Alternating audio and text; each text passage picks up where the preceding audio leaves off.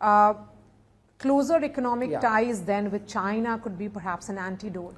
Look, I think India is a country that has kept itself open to economic relationship with all countries, because even after Galwan happened, India's trade with China only kept expanding. So whether China is the most immediate or a long-term answer or not, I would leave it to the the political executive and the policy makers to figure out. I think given the fact that India at the moment depends on other countries for critical minerals, rare earths and key resources, both primary and intermediate, the important thing for us is to, as the Prime Minister said in the Independence Day speech, he specifically mentioned energy resilience, resilience in critical minerals and rare earths, etc. And he focused on nuclear energy as important for us to be self-reliant and for us not to be, trifled with by others. That is the key thing that we need to focus on in the coming years.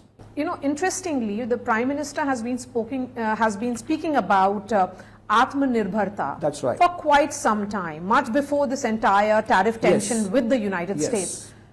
Do you think that makes us more prepared?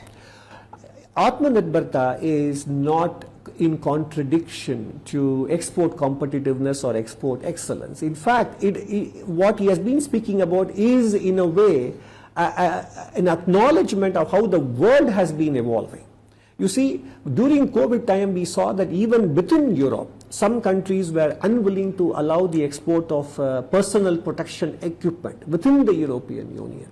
And then immediately after COVID abated, when the Russia-Ukraine war started, the chips which were used in the manufacture of automobiles, there was a problem in exporting those important chips. So in 2022, automobile production in several parts of the world were affected by scarcity of semiconductor chips that go into autos. So these are the important markers for us that countries were becoming, so as I say, just in time, global value chain, supply chains were slowly morphing into just in case. So the supply chain efficiencies were slightly being tweaked to become supply chain security, supply chain buffers.